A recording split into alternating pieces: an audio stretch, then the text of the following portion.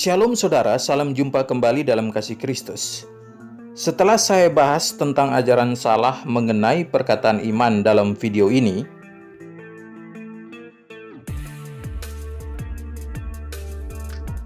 ada beberapa komentar termasuk dari seorang pendeta yang mengutip ayat Alkitab.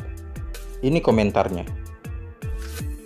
Terus bagaimana dengan Matius 7 ayat 7-11 tentang hal pengabulan doa dan Markus 11 ayat 20-26 tentang nasihat Yesus tentang doa?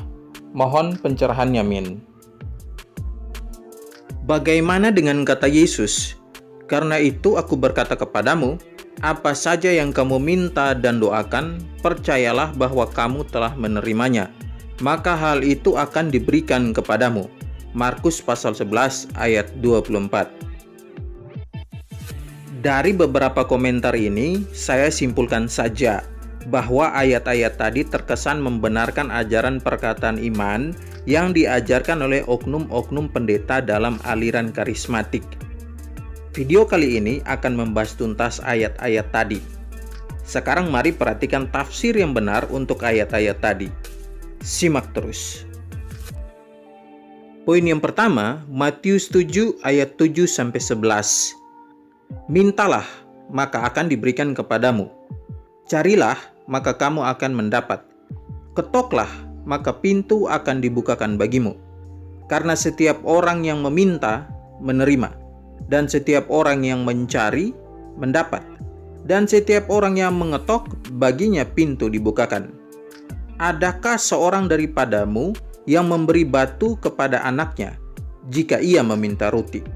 Atau memberi ular jika ia meminta ikan? Jadi, jika kamu yang jahat tahu memberi pemberian yang baik kepada anak-anakmu, apalagi Bapamu yang di surga, Ia akan memberikan yang baik kepada mereka yang meminta kepadanya.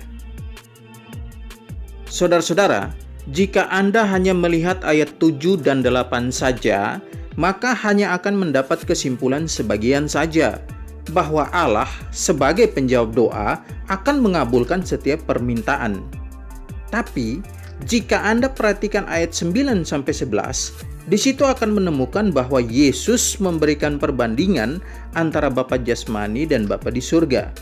Jika kamu tahu memberi yang baik kepada anak-anakmu, apalagi Bapa yang di surga.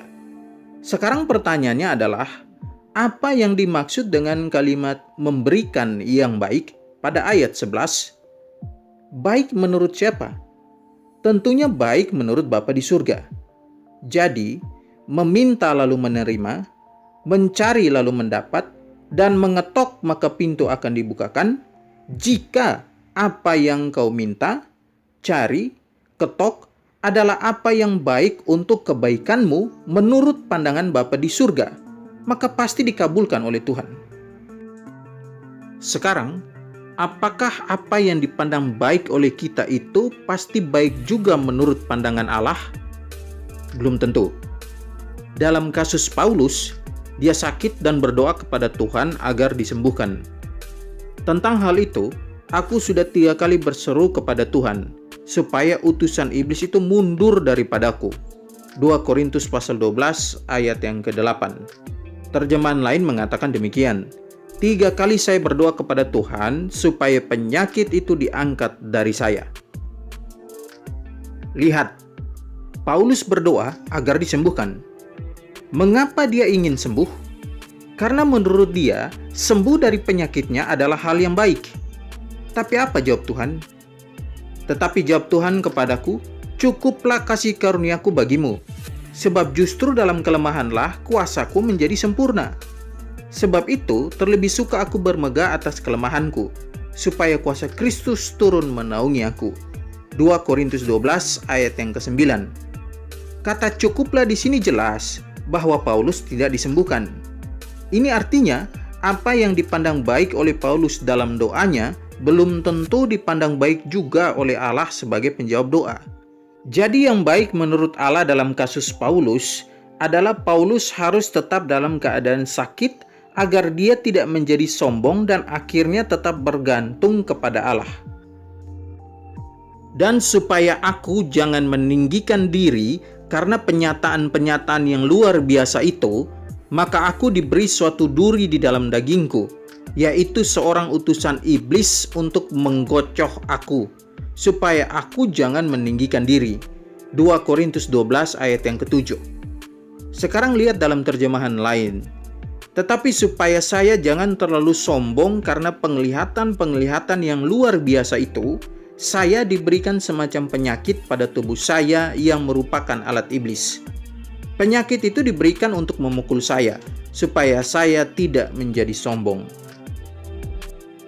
Semoga sampai di sini, saudara dapat memahami bahwa jika apa yang saudara minta, cari, dan ketok adalah apa yang baik menurut pandangan Allah, maka pasti dikabulkan.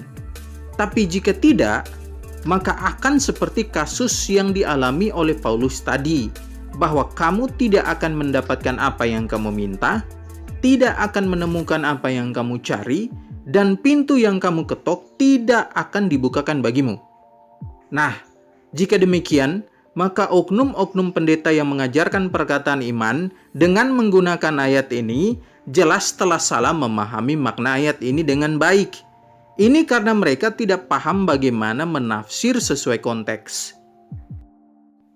Poin yang kedua, Markus pasal 11 ayat 20-24. Pagi-pagi ketika Yesus dan murid-muridnya lewat, mereka melihat pohon ara tadi sudah kering sampai ke akar-akarnya. Maka teringatlah Petrus akan apa yang telah terjadi, lalu ia berkata kepada Yesus, "Rabi, lihatlah, pohon ara yang kau kutuk itu sudah kering." Yesus menjawab mereka, "Percayalah kepada Allah. Aku berkata kepadamu, sesungguhnya barang siapa berkata kepada gunung ini, beranjaklah dan tercampaklah ke dalam laut, asal tidak bimbang hatinya, tetapi percaya bahwa apa yang dikatakannya itu akan terjadi, maka hal itu akan terjadi baginya. Karena itu, aku berkata kepadamu, apa saja yang kamu minta dan doakan, percayalah bahwa kamu telah menerimanya, maka hal itu akan diberikan kepadamu." Saudara-saudara, biasanya fokus dari para pengajar perkataan iman akan ditujukan pada ayat 23 dan 24, lalu menyimpulkan bahwa Tuhan pasti menjawab doa kita jika kita memperkatakan perkataan iman. Nah, disinilah letak kesalahan dari pengajar-pengajar yang mengajarkan ajaran salah ini. Bahwa dalam menafsir ayat-ayat kitab suci, kita tidak boleh hanya berpegang pada satu ayat, lalu tidak mempelajari ayat yang lain yang juga bicara tentang topik yang sama. Sekarang lihat ayat ini. Dan inilah keberanian percaya kita kepadanya, yaitu bahwa ia mengabulkan doa kita, jikalau kita meminta sesuatu kepadanya menurut kehendaknya. Pertama Yohanes 5 ayat 14. Ayat tadi dengan jelas menyatakan bahwa jika kita meminta sesuatu dengan percaya kepadanya, maka Allah pasti mengabulkannya, asalkan apa yang kita minta itu seturut kehendaknya. Nah, sekarang ada ayat yang menekankan iman dalam hal berdoa agar mendapatkan apa yang kita doakan, seperti dalam Markus 11 ayat 20-24. Dan ada ayat lain yang menekankan kehendak Allah dalam hal pengabulan doa. Mana yang harus kita gunakan? Keduanya. Kita tidak boleh membangun suatu doktrin atau ajaran hanya berdasarkan satu bagian, yakni iman, sedangkan bagian lain, yakni kehendak Allah, kita hempaskan. Padahal kedua hal ini berbicara tentang hal yang sama, yakni pengabulan doa. Jadi, tidak boleh dipisahkan.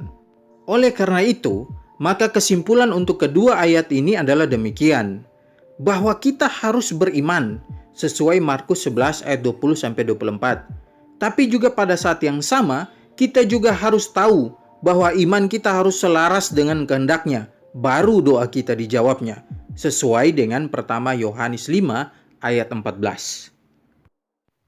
Yang terakhir, tanggapan saya untuk komentar dari seorang pendeta. ahli Taurat dan orang Farisi penuh kritik. Arti sederhananya, percaya dulu bahwa kita telah menerimanya. Kalau Anda tidak memiliki iman seperti, jangan salahkan orang lain yang memiliki. Nyatakan kebenaran yang Anda miliki untuk Anda dan jemaat Anda, tanpa menyalahkan orang lain.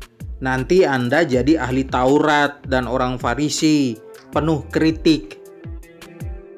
Yang perlu saudara ketahui, bahwa dalam kitab suci, yang sering mengkritik itu bukan hanya ahli Taurat dan orang Farisi saja, tapi Yesus sendiri juga mengkritik ahli Taurat dan orang Farisi. Bahkan rasul-rasul pun melakukan hal yang sama. Petrus, ketika pertama kali berkhotbah, jelas-jelas dia mengkritik orang-orang Yahudi yang telah menyalibkan Yesus. Hal ini terlihat pada ayat-ayat berikut ini. Celakalah kamu, hai ahli-ahli Taurat dan orang-orang Farisi, hai kamu orang-orang munafik, sebab kamu membangun makam nabi-nabi dan memperindah tugu orang-orang saleh. Matius 23 ayat 29. Celakalah kamu, hai orang-orang Farisi, sebab kamu suka duduk di tempat terdepan di rumah ibadat dan suka menerima penghormatan di pasar. Lukas 11 ayat 43. Celakalah kamu, hai ahli-ahli Taurat dan orang-orang Farisi, hai kamu orang-orang munafik, karena kamu menutup pintu-pintu kerajaan surga di depan orang, sebab kamu sendiri tidak masuk, dan kamu merintangi mereka yang berusaha untuk masuk. Matius 23 ayat 13.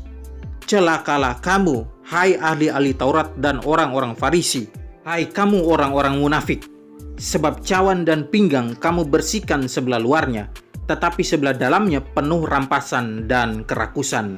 Matius 23 ayat 25.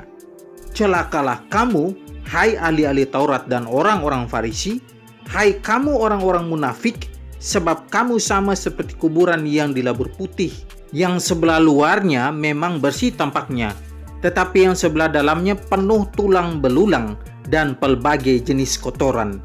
Matius 23 ayat 27. Hai orang-orang Israel, dengarlah perkataan ini. Yang aku maksudkan ialah Yesus dari Nazaret, seorang yang telah ditentukan Allah dan yang dinyatakan kepadamu dengan kekuatan-kekuatan dan mujizat-mujizat dan tanda-tanda yang dilakukan oleh Allah dengan perantaraan Dia di tengah-tengah kamu. Seperti yang kamu tahu, Dia yang diserahkan Allah menurut maksud dan rencananya telah kamu salibkan dan kamu bunuh oleh tangan bangsa-bangsa durhaka. Kisah Para Rasul pasal 2 ayat 22 hingga ayat 23. Jadi saudara, yang mengkritik itu bukan hanya ahli Taurat dan orang Farisi saja, tapi Yesus dan rasul-rasul juga. Maka dari itu, kritik tidak salah atau berdosa. Yang menjadi masalahnya di sini adalah apa tujuan dari kita saat kita mengkritisi orang lain terkait apa yang diajarkannya.